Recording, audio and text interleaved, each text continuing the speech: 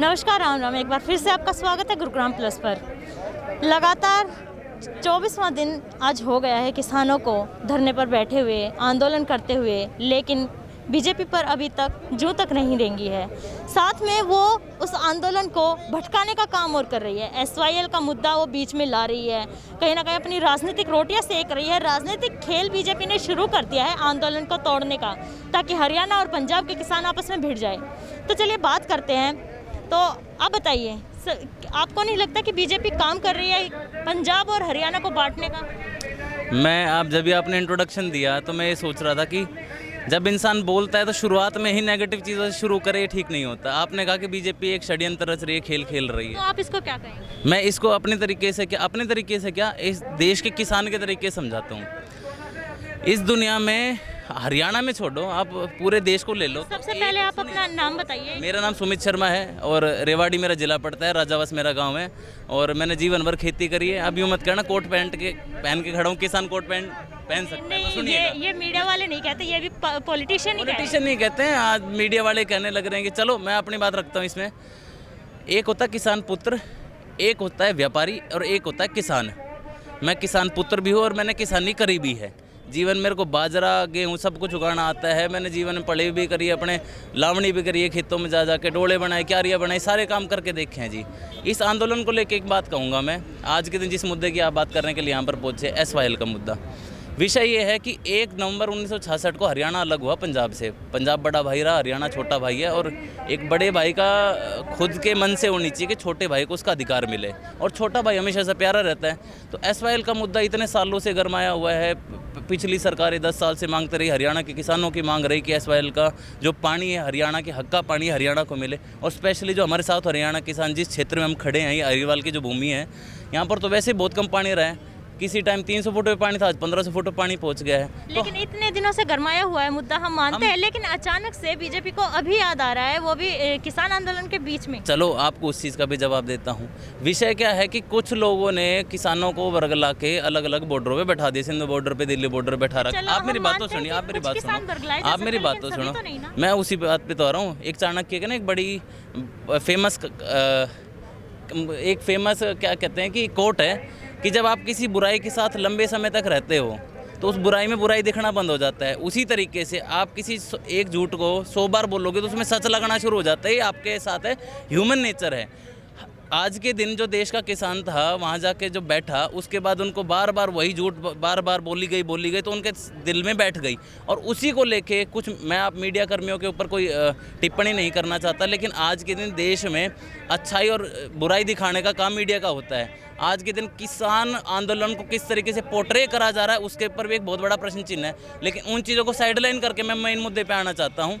हरियाणा का जो किसान है वो सालों से सूखे की मार को झेलने लग रहा है। पंजाब का किसान हमारा बड़ा भाई है, शुरू से हम मांग रखते रहे हैं और कितने सालों की मांग है। तो सरकार बड़ा भाई अभी एसवाईएल के टाइम पे ही याद आ रहा है। नहीं, एसवाईएल आपको नहीं पता, मेरे ख्याल से आप नई पत्रकारिता में आई हैं। लेकिन जो पुराने पत्रकार हैं और पुराने जो लोग हैं हरियाणा के या पंजाब के हैं, सरकारें रही हैं, उनके सामने जाके देखिए जो मामला कितने सालों से हरियाणा का किसान पानी मांगने लग रहा है। और आज के दिन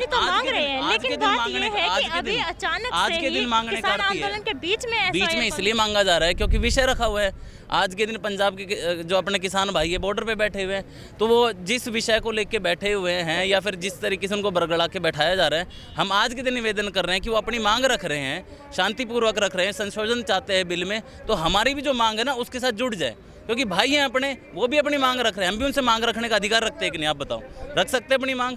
आज के दिन पूरा पंजाब का किसान बैठा है तो हरियाणा छोटा भाई है, उनसे मतलब क्या अपना हक भी नहीं मांग सकता? पहले भी मांगे, लेकिन अब बड़े रूप में बैठे हैं, हज़ारों किसान बैठे हैं। तो यहाँ पर भी हरियाणा के लाखों किसान उनसे निवेदन आज के दिन में कर रहे हैं। और इस टाइम इसलिए कर रहे हैं क्योंकि समय है।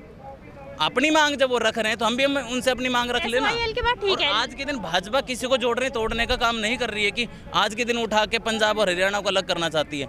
हरियाणा के किसान भी ये चीज़ समझते हैं। जैसे ये भी बयान आए थे बीच में बहुत सारे कि हरियाणा के किसान वहाँ पे नहीं है। मुख्यमंत्री जी ने खुद भी कहा था कि हरियाणा के किसान नहीं है, तो फिर वहाँ पे कौन बैठे थे? मैं बताता हूँ आपको कौन बैठे हुए वहाँ पर। देखो जी, अगर हम बड़े परिप्रेक्ष्य में देखेंगे तो बहुत गलत टिप्पणी हो जाएगी।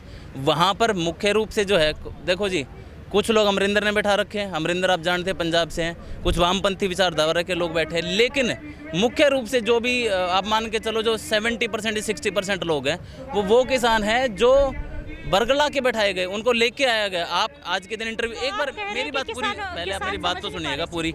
आज के दिन ऐसे बहुत सारे इंटरव्यूज़ है, आप सिंधु बॉर्डर पे जाइए और एक एक किसान से पूछना शुरू करिए, उनको यही नहीं पता बिल क्या है। पॉलिटिकली मोटिवेटेड जो लोग हैं, वो जो 20-50 जो लोग हैं, उन्होंने किसानों को अपने भाषा में जाल फंसा के वहाँ पर बैठाया गया। क्या कहना है कि बिल किसानों के लिए सही है? बिल्कुल किसानों के लिए सही है। आप एक एक विषय के बारे में चर्चा कर लीजिए, आपको कौन से बिल के अंदर आपको क्या दिक्कत लगती है वो बता दीजिए। कॉन्ट्रैक्ट फार्मिंग की मैं बात करूँ, अब एक सबसे तीसरे नंबर के बिल से लेके चल लें तो हमारे यहाँ पर मेरे एक भाई का साथी है अरुण यादव जी, वीडियो लग रहा है रेवाड़ी में, उसने खुद ने महेंद्रगढ़ में खेती करिएगी मशरूम उगाने की, जैसे सोनीपत में मशरूम उग रहे हैं और ऑर्गेनिक खेती कर रहे हैं। आज के दिन रिलायंस और अंबानी अडानी से बड़ा अजीब सा लगता है ना कि उसकी बातें क्यों कर रहे हो, वो चलो उनको भाड़ में जाए।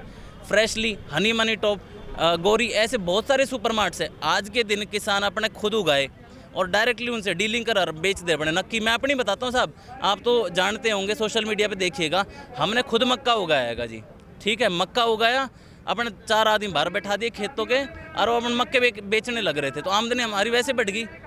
पहले अब उसको मंडी में बेचते, हम खुद अपने माध्यम से डायरेक्ट बेचने लग रहे हैं, तो उसमें हमारी आमदनी बढ़ गई। हम किसान हैं तो किसानों के नाते ये हमारे साथ नहीं पूरे देश के साथ न्याय हो रहा है।